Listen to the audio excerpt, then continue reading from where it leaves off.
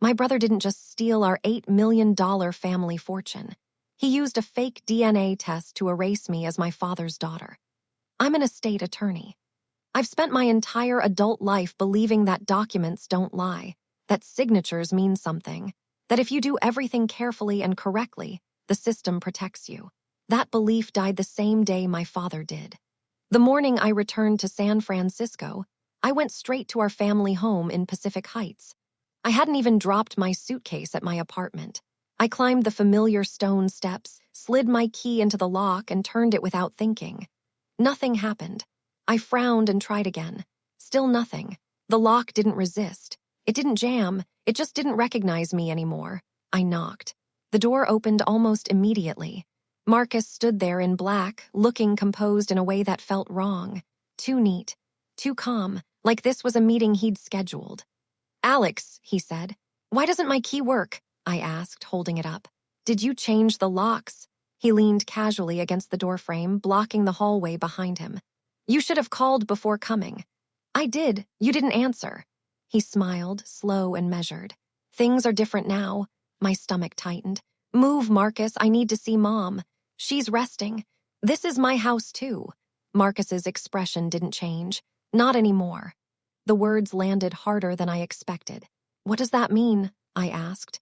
He tilted his head, studying me. "It means you don't live here anymore." I tried to step forward. He didn't move. "Dad named me executor," I said. "Probate hasn't even started.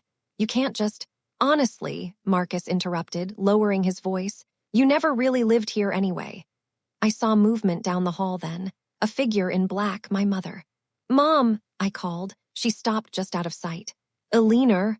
My voice cracked despite my effort to keep it steady. Marcus glanced back at her, then returned his attention to me. "She doesn't want to talk right now." "That's not your decision." He smiled again. "It is now." The door closed between us. I stood on the front steps, staring at the wood grain like it might explain what had just happened. 3 weeks earlier, my father had been alive. Weak, yes. Fading, yes. But still himself. He'd taken my hand in the hospital and said, "Alexis, you're the only one I trust to keep this clean." Clean. That was his word. He had built everything from nothing. The house alone was worth $4.2 million. 2 rental properties in the Mission brought steady income and appraised at just over $2 million combined. His investment accounts totaled roughly $1.7 million, $8 million, and I was supposed to protect it. Marcus had been in the room when the will was read. He'd smiled, nodded, played the grieving son. But I'd seen it then, just for a second, the tension in his jaw when my name was said out loud. Executor. I hadn't thought much of it at the time. Marcus had always been charming, always drifting between ideas and half-built startups, always convinced he was one breakthrough away from greatness. I handled the practical things. He handled the attention. That afternoon, I drove straight to my downtown office. The familiar glass tower usually calmed me. That day, it felt like a stranger. At the front desk, security asked me to badge in again. Inside, my assistant Nora looked pale. "There were calls," she said quietly. "Someone asked if you were under investigation." "Investigation for what?" She hesitated. "Estate fraud." My chest went tight. I shut myself in my office and logged into the family trust portal. The password I'd used for years was rejected. I tried again. Then my account locked. A notification followed. Access privileges updated. No explanation, no request, just gone. I stared at the screen and felt something shift inside me. Marcus hadn't just locked me out of a house. He was locking me out of my own identity. And whatever he planned next, I knew one thing with absolute clarity. He hadn't waited for my father to die. He'd been planning this the entire time. The memorial was scheduled for the following afternoon, and Marcus made sure everyone knew it. He sent the invitations himself, not quietly, not privately.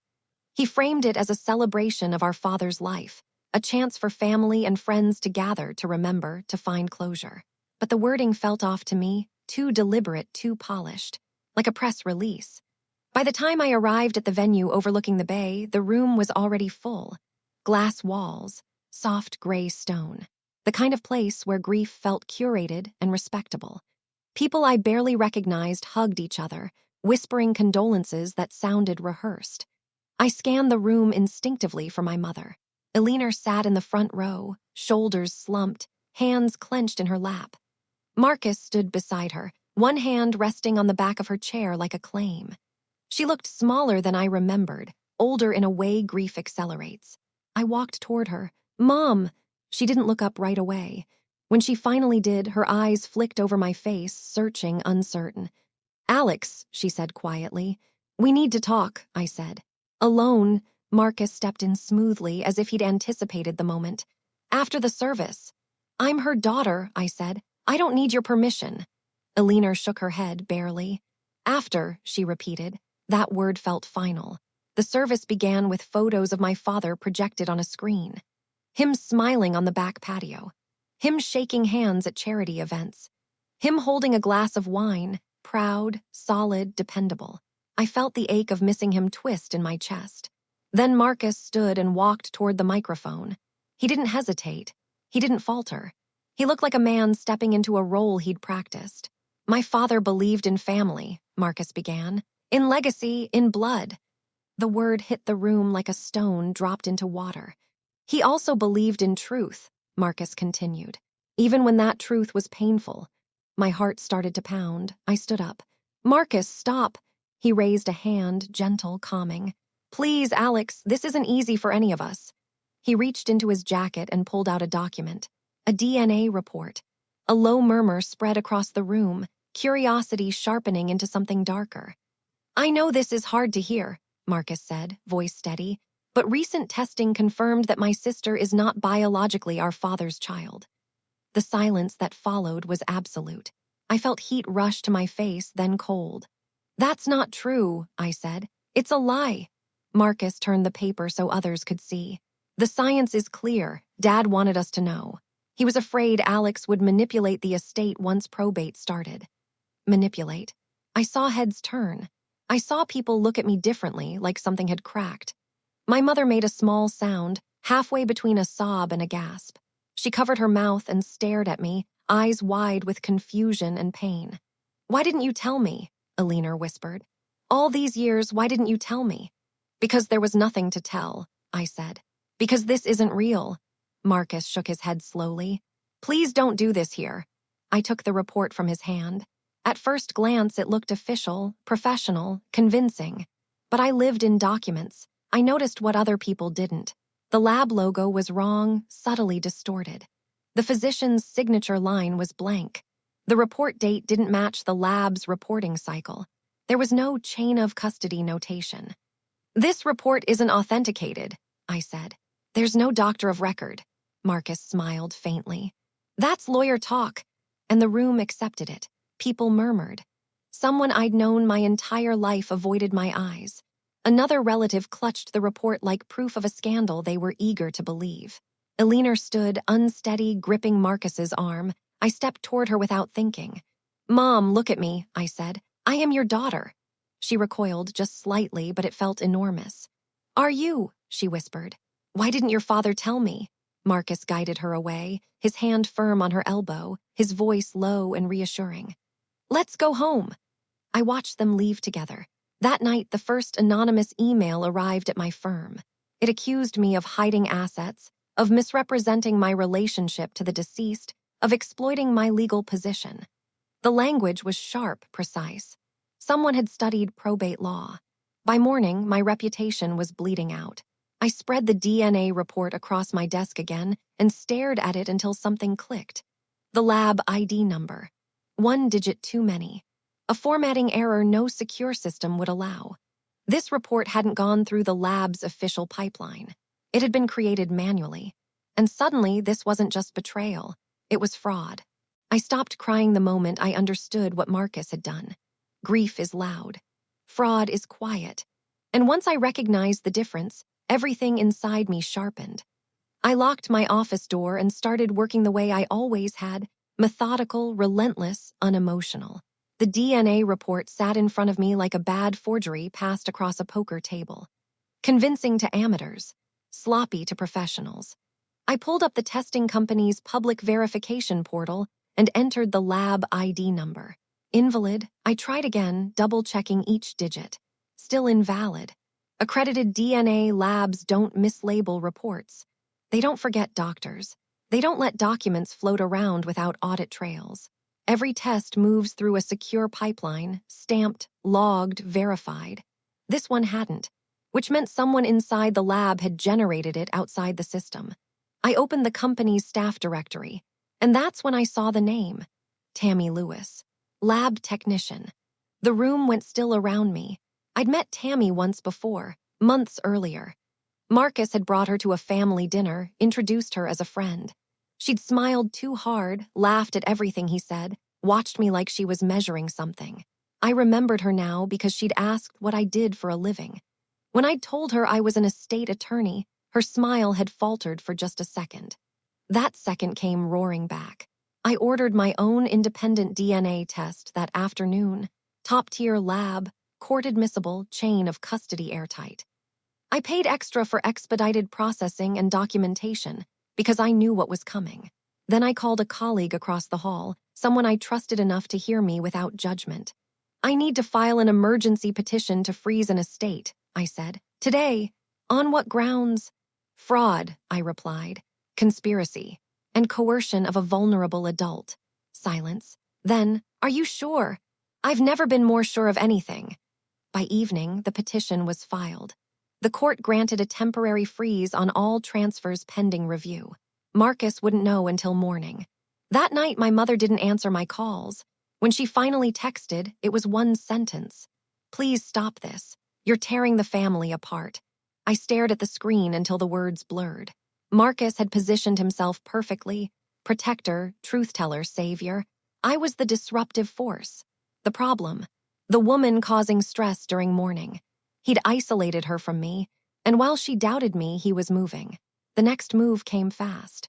Marcus filed a petition of his own, accusing me of attempting to steal from an estate to which I had no biological claim.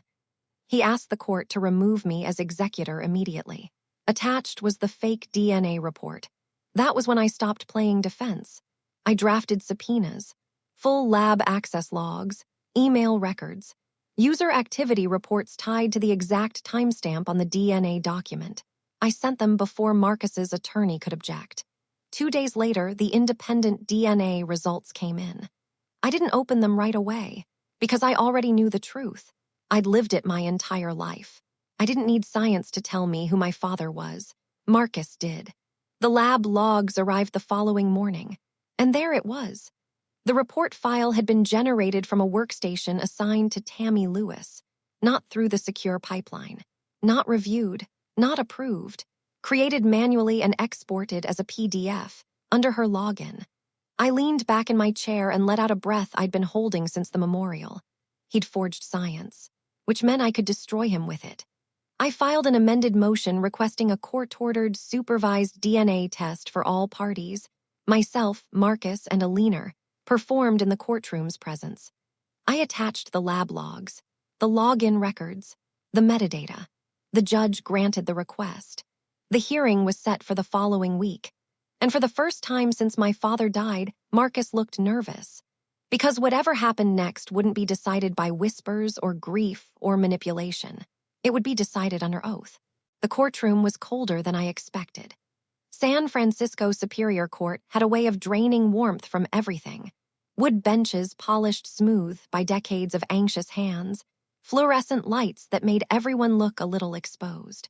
Marcus sat at the defense table in a tailored suit, jaw tight, fingers interlaced like he was holding himself together by force.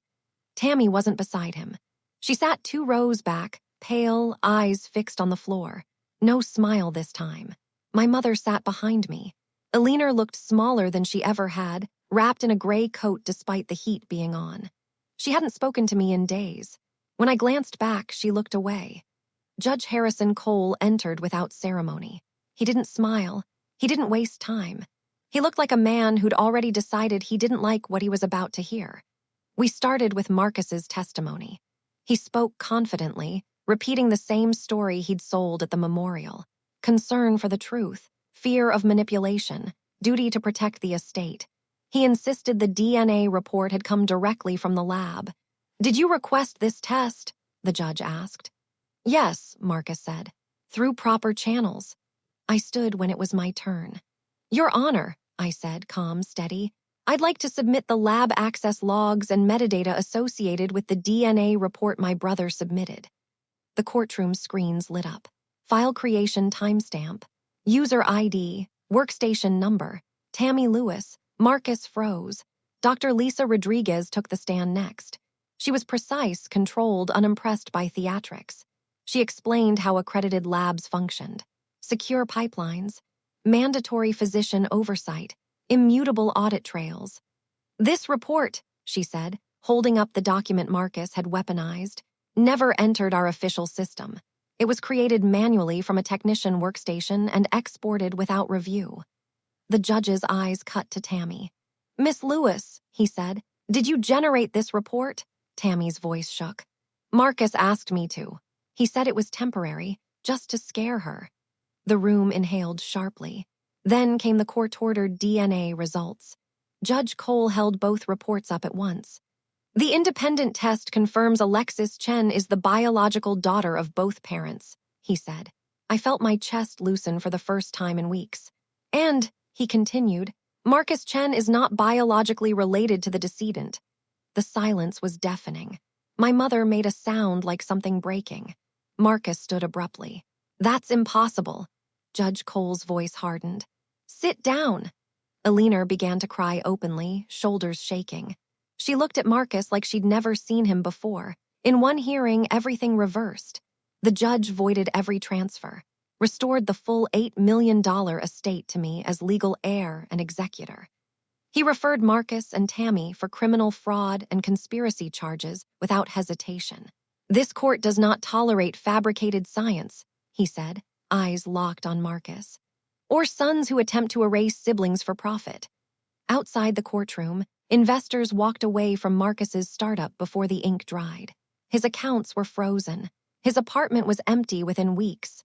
Tammy lost her job, her credentials, everything. In chambers later, Alina wouldn't look at Marcus. She looked at me. I believed him, she whispered. I was afraid. And he used it. She rewrote her will that afternoon. Marcus received nothing. A month later, I stood at my father's grave overlooking the city he'd loved. I signed paperwork for a scholarship in his name, funded with the money Marcus tried to steal. I placed my hand on the stone and felt something close to peace. Greed had turned blood into enemies. Truth turned it back into legacy. And this time, it stayed where it belonged.